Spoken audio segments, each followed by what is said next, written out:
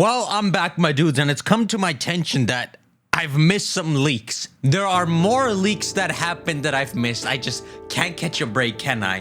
Where do I go for this? Yeah, there's more leaks, T-Tar. It's been a few weeks, and the only thing I can remember is Typhlosion, Mega Zygarde, Typhlosion. Here we go. Here's where it continues. October 26th. Things are heating up regarding a potential Switch 2 announcement next week. Yeah, you tell them, Central. Next week, right? I'll see you. We think next week is the last chance Nintendo has to announce the console this year. So yeah, stay tuned, boys. It's been freaking like 2 weeks. Now, we're nearing 3 weeks now, you frick. Don't you ever try predicting a thing again. Pokemon Legends Arceus originally had a jump button? Does the game not have a jump button? Pokemon Scarlet and Violet used to have a different lighting system, probably changed due to performance issues. What the frick? Yo, those are so crisp. Whenever that Switch 2 comes out and games are being made for it, it'll begin to look this crisp. But for now, no. What's this? Pokemon Legends Arceus, the cut intro? You mean that freaking storyboard crap we saw? Hello, I'm Oak. Wow, that is straight complete in the game. How could you take this out of the game? Okay, they use the icons from Sword and Shield. Okay, so after you do this, is it gonna zoom out and show the scene? I'll be so pissed if they animated it! Okay, they took the phone out. They freaking animated it! Okay, so here she's looking at the door. Or I guess she's just looking around at the room. It's a bit confusing. And like, she's sitting on the bed or something, so allow whatever this is. And then she's gonna lift her phone up. There's gonna be a weird Arceus crap on it, then it's gonna engulf her. Man, she's spending a lot of time on the phone. What the frick? The light comes from behind her. Okay, and then this is the bit we can actually see in the game where she's in the Arceus void. Okay, this much forward we do see. And then you wake up in the modern day. Wow, that cutscene looked freaking ass compared to what we were making it out to be. Obviously, most of that cutscene is missing, but I still think adding that and showing that this is actually Dawn or Lucas from the Diamond and Pearl games would have been crazy. It would be like the first proper time since Red that you're establishing a character. They clearly scrapped this pretty early on. I can only think they were trying to save time, cut whatever corners they could. Beta Scarlet and Violet menu. It's interesting that originally the bag was gonna be a pop-up menu. Oh. Wow, that's so good. Legends Arceus originally was going to radically change the Pokemon combat system. Pokemon auto battle by default. Now this is a hard thing to debate, but this is much better than making it turn-based again when they're trying to branch out Pokemon forward into different ideas. To go back to turn-based at the end of all this, I'm pretty sure they just got scared and scrapped it. Ew, Beta Barbaro. Look, it looks so freaking Bidoof. Whoa. The Sword and Shield Regi Temple is in Beta Paldea for some reason. So this is from the DLC. Okay, where is it specifically? What the frick? It's just in a random cave. So they were either testing this out or both the Regis and the Ruinous Pokemon existing in the same region, they might have been trying to plant something interesting with that. Or anything really. The Regis unusually look like good candidates to throw somewhere in Paldea, and then when you talk to them, they auto-terrestrialize. Just to show that whatever the circumstances, they were sealed here in Paldea, it was so long ago that this energy seeped into them. Or whatever happened back there actually linked them to Area Zero. Could either be like a Ice, Steel, Rock crown, or straight up, all three of them just get the Stellar crown, and you can only do this after you finish the Indigo Disc. Or even something like once you have Terrapicus in your party, then these areas around Paldea start to open up and you can find them. October 29, new leaks incoming. Damn, so he was never gonna give me a break. More Mega Jinx concept art. Holy frick, this is really it. Yeah, the more I look at this is totally a Gamefreak design. Scrapped Ash redesigns. What the frick is that? What is that? So, were you trying to come up with ways you can make them look in a 3D movie? Cause holy, that would be a weird movie in that style. Gen 7 concept art is finally here. And then, oh no, the Legends EA starters have potentially leaked. Freaking please don't. You reeled me in with Gen 7 and then dropped ZA on me. What is it? So this is some post from October 29. Okay, so I'm seeing it. 2025 World Champions, ZA info will already have begun by this point, and they made the 3 starters Kalos with some interesting additions like freaking roller skating Toadscroll. Okay, so far checks out. Where's the leak in this? Well, there you have your starters for 2025. What are you freaking talking about? Am I tripping or where the frick is Froakie? I don't even see oh my god, bro. It was obvious. It's supposed to be modern Kalos, no? What the hell's going on? Legit, this game takes place after X and Y? I thought we were done with this. I'm very, very happy if ZA keeps the Kalos as their starter. Okay, listen, I'm not opposed to us getting a new Chestnut, Greninja, and Delphox. Especially for freaking Delphox case. But what the frick? What is this? Was this just supposed to be a joke? This all points that those will be the starters for Legends EA. This is speculation, of course, but it seems that way. This is not a freaking joke. How does this mean freaking anything? Oh no, the Legends EA starters are potentially leaked. Like, you really freaking said that? Gen 6 starters make sense. Someone from the future tell me. There's like a freaking 0% chance that those are the starters. That would be a most unnecessary plot twist for a Gamefreak to cook up. We're gonna pretend like that didn't just waste like 10 minutes. Freaking useless centro. Alright, Pokemon Gen 7 original concept. Yeah, it was codenamed Niji. What is this? Whoa! What the frick that? I like this already. What the frick? He going through his Pokedex. Is this copyrighted? I'm replacing this freaking song. Wow, this looks so good. Is this promo or was this actually like the freaking start of the game? Like when you first enter the Verdant Cavern.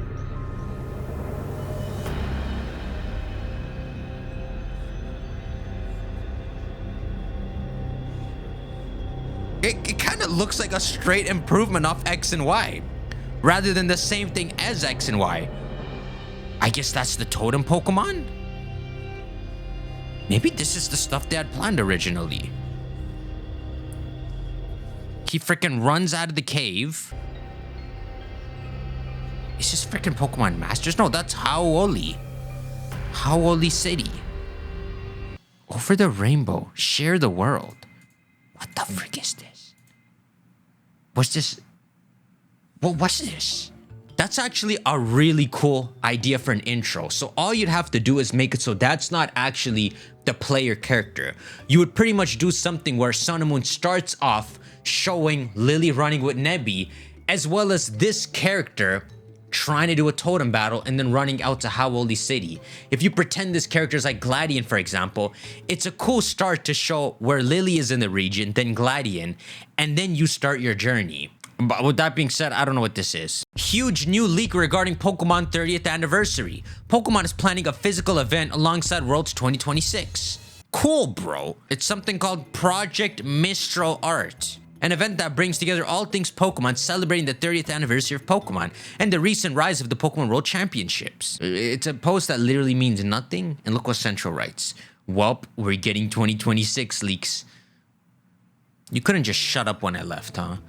Pokemon X and Y new concept art. Boys, that's Zerostic? What the freak is all this? So they just came up with different designs and then stuck to one. Even their freaking shoes. She has a more of a Team Galactic look. So do you. And so do you and you. So they were meant to be a bit more differentiatable. If you look at their shoes. Poke Ride concept? Different freaking Poke Rides? Hey! Wait, so this is it's for Sun and Moon onward. One of those. I'm gonna say Sun and Moon. So they're considering a Ride Doduo? What? A Bayleaf comes out of nowhere. Like a freaking Rapidash. How is there not a Ride Rapidash? What do we get instead? Are you freaking kidding me?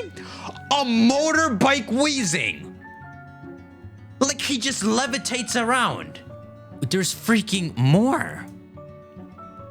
Oh, yo, you would have flown around the region with this. Wow, they just had a goofy beta idea. This would have been your Charizard. What the frick? I don't even know what this is supposed to be. How is that fast at all? And is this man's buttocks? What if you saw a naked man going through the forest like this? Damn, so you know what? Freaking Guzma might have rolled up on this. That's the big skull and crossbones. That's wheezing. The official Sun and Moon ride Pokemon are what? Alright, Tauros Charge, Stoutland Search. Okay, a lot of these are good enough. But look at that name, Charizard Glide. I guarantee you, early on, they wanted to try to do a soaring feature. That's why it's called Glide here, and that's why it was a freaking Magnezone with the freaking steering wheel here. It was probably meant to be more personal. Random concept art. Okay, it's a freaking Zygarde.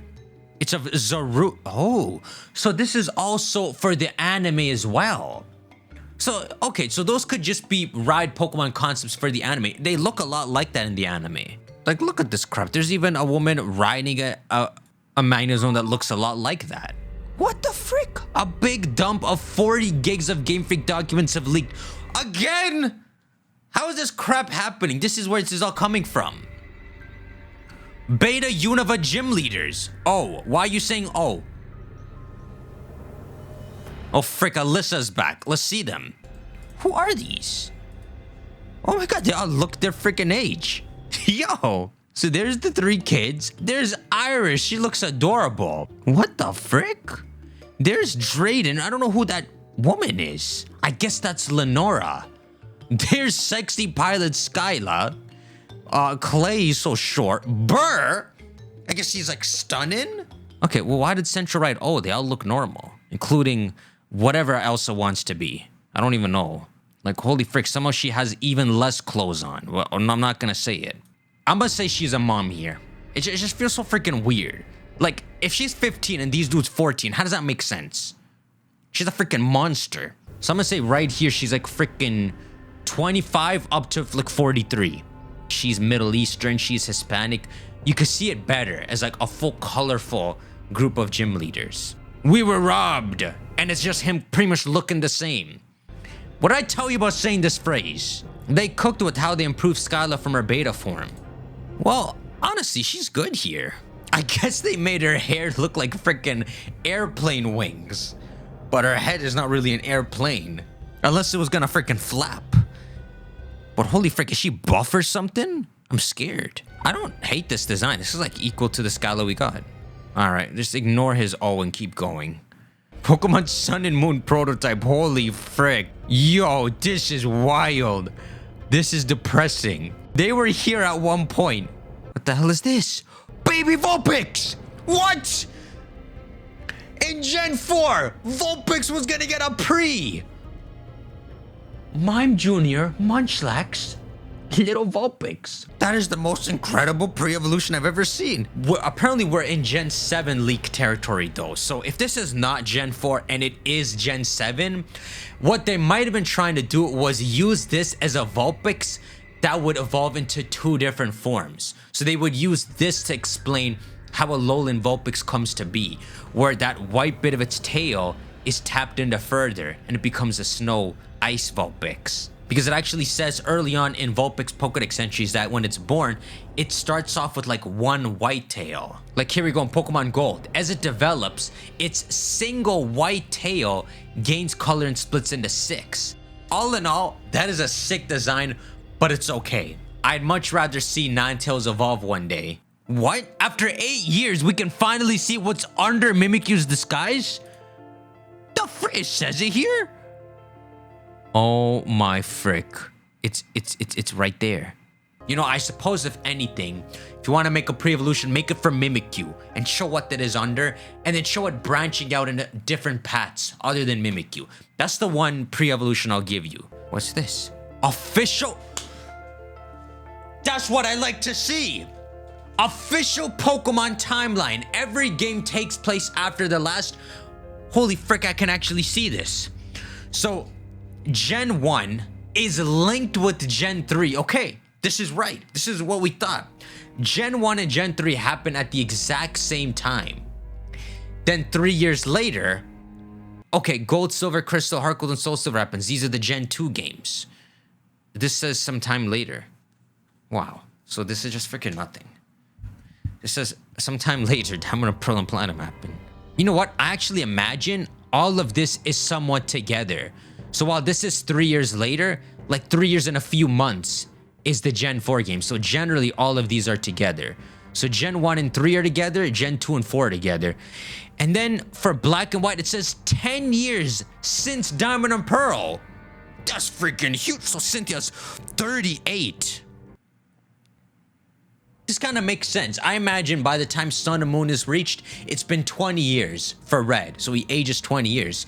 With this logic, only 7 years later would Sun and Moon happen, which is pretty right. That also means in these games, when they have the Pokemon World Tournament and all the various characters pop up, they're all various different ages. Like Red is freaking 23 when he pops up for the tournament. So with Blue, did they think of it? Who knows? Wow, I would very much love to see this continued. The difference between 6, 7, 8, and 9, but honestly, we kind of know it. In my mind, they take place like a year after the last game. What the frick? Beta Wishy-Washy? That's freaking good. What the frick? Finally, after 11 years, Pokemon Z is confirmed. I'll freaking be the judge of that. Wow. Pokemon Kujira.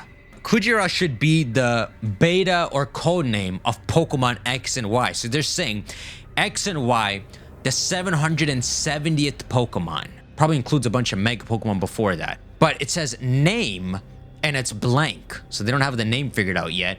But it says classification, the order Pokemon. The type, ground dragon. And then the size, 5 meters. These two are exactly what Zygarde is officially. So this is back in Pokemon X and Y's days, I imagine, but it still has the full scoop on what Zygarde really is listed here. It says they're about 30 centimeters, but a bunch of them form together to become this group Pokemon. So they even call it a grouped Pokemon. Like it says this Pokemon is like a swarm of Pokemon, so it's like Wishy-Washy. It says depending on how the swarm forms, what members unite together to form the swarm Pokemon, that it looks different. Right here, I think what it's saying is the Kujira version of Z is one of these swarm Pokemon. So they're saying the X and Y version you see in those games, I'm saying, is one of these swarmed Pokemon. And then down here it says the Z version will show a different form. So does that make sense? It's saying the X and Y version shows one of these swarmed forms.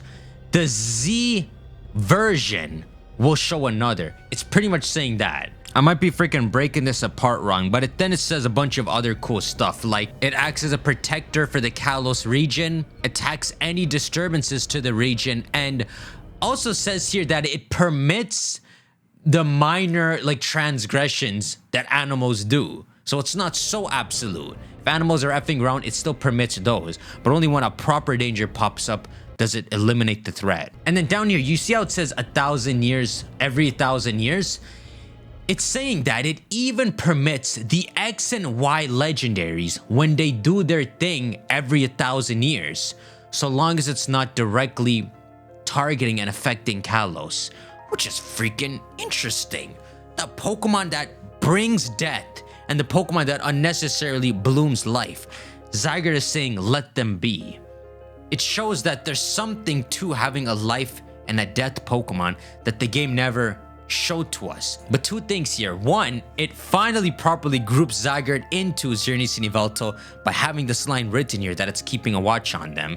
But also brings into question what specifically it's the order Pokemon of, if it just straight up allows life and death to happen by these Pokemon. What the frick? Down here, it says, for now, there's never been a situation for Zygarde to appear and eliminate a threat from the ecosystem. Bro, what do you do then? So this actually makes so much sense in terms of why we never see Zygarde do anything.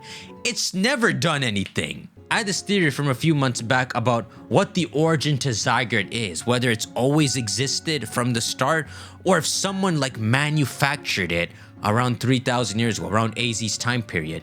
When you think of that line right there, that it has never actually attacked, it makes it sound more like it was only born more recent. And then it says, therefore, the only known stories about Zygarde is that it's some serpent that's in the Kalos region. They're saying it's comprised with about half of all the Zygarde. So they're sticking true to that. They haven't changed their mind. Then it says that the antennas on their backs are like emergency alarms and that these Pokemon can always split to monitor and scout out different areas. So mostly stuff we knew, but they're sticking with it. They also say that when this thing senses danger, that parts of it light up to where it starts to look like an exclamation mark. Is there some kind of fourth wall joke here? Alright, let's see what Central said. Okay, after finally 11 years, Pokemon Z is confirmed. Zygarde's design document explicitly mentions that it was supposed to get additional forms in the Z version. I think it said that. The frick? What the f? Getting Pokemon Sun and Moon instead of Z was way more interesting. Third versions are old and tired. I will smack you. Alright, sure, they gave us back the robbings. We got ZA. What the frick? A flying type Eeveelution was originally planned for Gen 7. I repeat, a flying type... Why am I so mad at him? For real? A flying type Eeveelution was designed and the picture is somewhere in Gamefreak's office. What is this? What are you showing me here? So, this is for Gen 7, Sun and Moon. So this is 2 years before Sun and Moon comes out. Tagami, a flying Eevee, project is on hold. After being told that the design was similar to a design created by a fan, it was decided that the design cost would be very high. You fan artists have ruined it. I'm joking, but like for real? We can see what it looks like then. It's one of the fan arts. Wow, and that's a freaking photo of it on that scary ass website. Who hacked into this website, bro? Balls of steel. So when Pokemon is making their designs, if they see a certain popular fan art already exists, they might scrap the design. Occasionally, people will nail art anyway. Okay, so I've pulled them up. Here's a bunch of flying Eevees that are the candidates for this. There aren't freaking too many, but the most popular ones would be these. Wow, this one, once you stare at it for a bit, is actually a pretty good one. It looks very different though. I imagine if somehow Gamefreak nailed it to where it looked exactly like this, they would let it go. Avion, that's pretty good. Where it just has these tiny wings because it actually flies with its ears. That's a freaking good idea too. And that's about it. So one of those designs might have been the one. Oh, that's pretty cool. I don't want to go through these anymore. Oh, great. Plumeria's 19 years old. We're going through this again. And she's made to look like this girl. Good job. I'm not going through these ages. Scrapped gym building feature in Pokemon Sun and Moon. They were gonna make gym building in this. Wow. So scrapped from X and Y, it was gonna be in Sun and Moon. This, oh my god, this might have been what turns into that Cantonian gym. So to replace the fact that there's no gyms in the region, they were gonna offer a side crap where you make gyms. Holy frick, this is exactly the exact same we were speculating. It probably would have been like a secret base. You probably could have gone around Sun and Moon and picked where your base would go. What's the specifics? After clearing the game, a Pokemon gym will be established. A series of sub-events to scout suitable individuals to be gym leaders. And the goal is to allow fans to enjoy interactions with new characters from Niji and engage in Pokemon battles. So it might have kind of, I don't know if this makes sense, been like Blueberry, where you can get two characters in the same room to interact with each other. Maybe you could have gotten random characters to be in your gym spot and they would have interacted. Like freaking Clay and Alyssa, but you would also get special gym badges and in some way acquire Pokemon adjusted specifically for a battle that can't be obtained in the wild. And you know what they could have done? They could have made it so you do this gym system to transition your Pokemon from main game to being Wi-Fi capable. So you might have been able to max out their IVs and EV train them just within this. Setting proposal. In conjunction with the construction of the Pokemon League, 8 Pokemon gyms will be established across Alola. This is way different. So they were gonna build more on you being the very first champion of Alola. You were gonna build the 8 gyms. That's insane. That's so cool. I guess you could have picked candidates from all over the place. You could have, if you're making an electric gym, you could have recruited Sophocles. I mean, how excited are you for that? I don't know. I actually imagine, since this is Sun and Moon, so this is way before the Scarlet and Violet days, that these are predetermined 8 gyms they want you to set up. So if I load up the trial captains, it might have been you setting up a normal gym early on and then recruiting Ilima to be there. A water gym, fire gym, grass gym. What the frick? 1, 2, 3, 4, 5, 6, 7. There's actually 7 trial captains. So you probably just would have made these 7 and then taking out Acerula because she's going to be one of the Elite 4. So 6 of these trial captains would have just straight up been the gym leaders and then leaving 2 special spots. One of them could be Hao. You never know. If like the 8th gym you set up, you go and get Hao to be the gym leader of that. And while you're the champion, he kind of plays the blue role. And then with our other free spot, I suppose if Lily would be going to Kanto, maybe Gladian functions as that 7th gym leader. If you look at Gladian's team, he doesn't have a specific typing that he focuses on. Like, here's his final team. When he's an Elite 4 challenger, he's got a Crobat, Zor. He pretty much has a balanced team. So who knows? Maybe it would be more fitting if for that final 8th gym, you can pick between Hao or Gladian. Rather than giving them both the gym, you get some room to pick. That'd be very fitting for just one of the gyms that you could do. So maybe for the other gym that has no leader, it could just be something freaking stupid. Like, because Grimsley is hanging around in Alola, you freaking go ask him. And he's like, you know what? Temporarily, I'll be the dark gym leader for you while I'm hanging out here. And that's kind of where you leave Sun and Moon. Then as time passes, as you're playing Scarlet and Violet and all, you assume someone better has filled the dark gym, for example, and time has moved. But you would look back from future games, and when referencing Alola and referencing the gyms that were established, it was you as the main character that put them together. What other characters cameo? It's not much. It's really just Red, Blue, Cynthia, Wally, Dexiocina, and then Chorus and Grimsley. So of those, the one I guess you could stuff into a gym role as like the 7th gym leader is making a dark gym and then making Grimsley play the role there. Let's see what else it says. Setting proposal. So the request would come in from a Pokemon professor along with a list of potential candidates. It sounds straight like that. It would just be the 6 trial captains. Those are your candidates. The appointment of gym leaders is a unique process for Alola. In the past games, the methods have always been through nomination or succession. People really saying this is cool when only 1 to 5% of players would utilize the feature, just like every other scrap feature or cut feature. It's kind of right. It's kind of like in Scarlet and Violet when Gita says, hey, go fight all the gym leaders. And no one actually cared that much. It's very possible this would turn out to be a kind of boring repeat of that.